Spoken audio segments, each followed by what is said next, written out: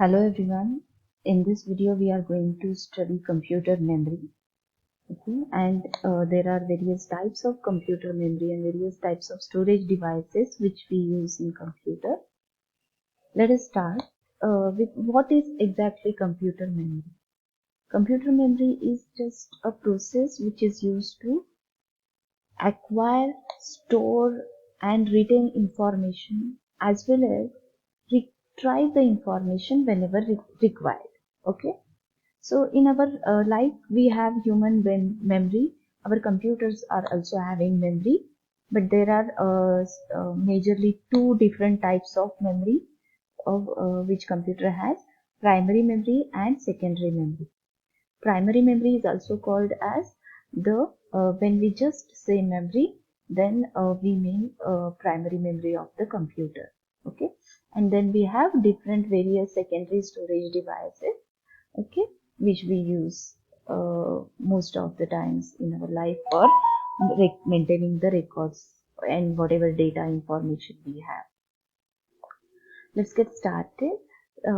This is the computer memory hierarchy. Computer memory is mainly divided into two types, which is primary memory and secondary memory. The major difference between these two types are the primary memory is volatile and secondary memory is non-volatile memory. So what is meant by volatile nature of memory? Volatile nature means when memory is not able to retain its contents, when power supply is not provided to that memory, then we say that memory is volatile memory. For example, primary memory, whatever we have except ROM, are all volatile memory. When power supply is disconnected, then that memory will just erase all its data. Those contents, whatever were stored in that particular memory, will not be stored anymore. We will lose all that data, whichever was present in our primary memory. And uh, it is a reverse for non-volatile memory, which is without power supply, without any connection also, it will be always able to retain its contents. Majorly, there are two types of primary memory, main memory and cache memory. Primary memory is the memory which is closely working with our processor. Okay.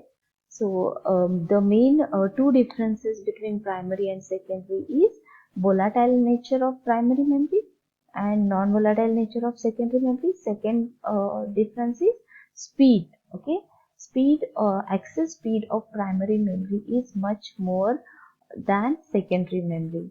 Primary memory, we have again types. Maximum high speed access time our cache memory has.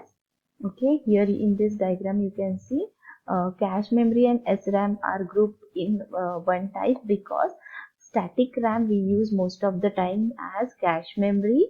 Okay, cache memory is the memory which works very closely with the processor because cache memory speed is nearly access speed is nearly same as processor speed. So processor works very closely with cache memory. Okay, the next type of primary memory is our main memory. In that RAM and ROM comes. RAM stands for random access memory and ROM stands for read only memory. Okay, and in RAM there are again two types, static RAM and dynamic RAM. Okay, RAM is our main memory and uh, RAM is volatile, and same here ROM is even if it is part of main memory, okay, but it is not volatile because ROM is able to retain its contents without any with power failure also, okay, without any power supply. Again, there are so many various types of ROM: MROM, PROM and EPROM. MROM stands for manufactured program ROM. Okay, then PROM is programmable read-only memory and EPROM is erasable programmable read-only memory. Okay, ROM stands for read-only memory, that once we have saved the contents in ROM, we cannot alter the contents of ROM. But there are a few exceptions for that. we have few different types where we can, in case of erasable programmable ROM, we can erase the contents of ROM and rewrite. And the method of for erasing the contents of ROM, whatever we use, if we are using UV rays, that time we say ultraviolet erasable programmable read-only memory. And if we are erasing the contents of PROM electrically, then it is called as electrically erasable programmable read-only memory. These are the two types of EPROM. Programmable ROM, this we can program once, and all later stages we can read only. MROM. MROM is the manufactured read-only, manufactured program ROM. Okay, while manufacturing the computer, we have few softwares in our system which can never be erased, and which programs we need for our computer to start working. Okay, whatever, for example, booting program, that those kind of programs manufacturer already add into this ROM chip and give us with computer. This kind of ROM, we cannot alter any contents of this kind of memory. Okay, we can only read the contents from this kind of memory. Then these are all primary memories. Okay, mainly cache and main memory, then RAM and ROM. There are again two RAM, static RAM and dynamic RAM, and there are three types of ROM. Coming back to our second part, secondary memory. In secondary memory, there are again two types. Secondary memory is our non-volatile storage, okay, which doesn't need power supply, continuous power supply to retain its contents. Once we save some data into secondary memory, that data will be retained as it is without power supply also. So there are majorly two types of secondary memory. One is sequential access and direct access. As name indicates, depending on how we are accessing the data from particular memory, these two types are present depending on that. Okay, when we are accessing the data from memory cells in one particular sequence, sequentially from beginning to end, then we call it as sequential access memory. Okay, and there is only one example of that sequential access is magnetic tapes. Magnetic tapes look like same like whatever we used to have cassettes in our old days. Okay, whatever cassettes we had to play songs etc. using those. So if song is present in some 11th location, so in that case, that means we had to scan all the memory cells till we reach that 11th position where our 11th song presence resides. So in sequential access, sequentially we have to access all the memory cells till we get find the one which from which we have to fetch the data. That is not the same with direct access. In case of direct access memory devices, we can directly go to particular memory location, particular memory cell and fetch the data. So there are again three types in direct access memory devices: magnetic disk, optical disk and flash storage. Magnetic disk, there are again two types: hard disk and floppy disk. We all know these are more portable. These are handy. With the floppy disks we used to use in a few years back, around 10 years back. Okay, for transferring the data between two non-linked computers. Okay, we used to get even a few softwares also in floppies only. And the other type of magnetic disk is hard disk. Magnetic disk is a kind of disk on which it is coated, aluminum disk which is coated with magnetic material, iron oxide, and data is stored on that particular disk.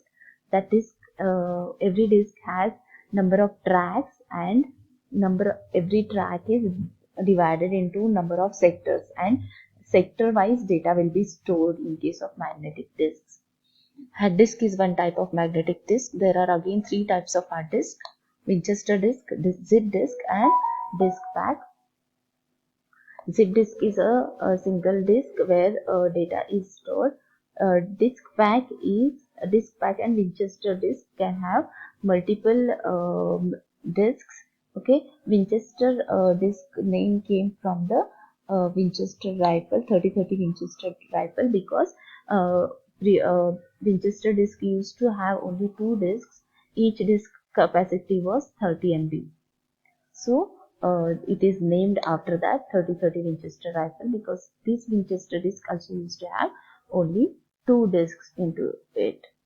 When we save data into these disks, the how memory capacity is calculated based on the number of recording surfaces into number of tracks per disk into number of sectors per tracks.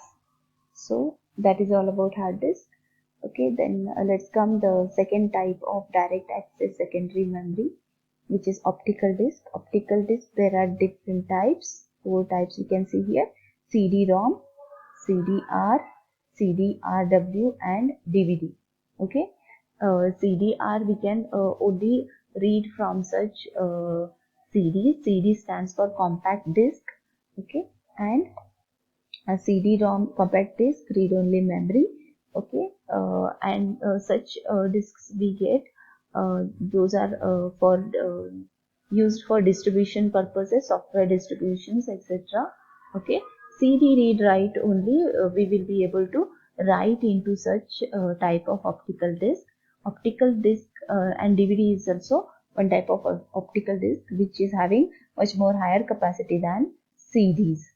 Optical disk uses the mechanism of storing the contents with optical discs are coated with some reflexive material, and depending on reflections, okay, bits and lands, the data will be recorded. The next and last direct access memory is flash storage. Okay, here we have two types: memory card and pen drive, which everybody uses in our daily life for storing the data. In our mobile we have memory cards for storage, and pen drive also we use for storing data or transferring data from to unlinked computers. Okay, these are all also direct access storage devices, and all these secondary storage devices are non-volatile. It retains its contents as it is. Along with this secondary memory, we have primary memory, which is ROM, which is also non-volatile memory. So this is display. This dotted line displays all non-volatile memory. Right side of dotted line are all non-volatile memory, and left side are all volatile. These are various types of computer memory. Thank you.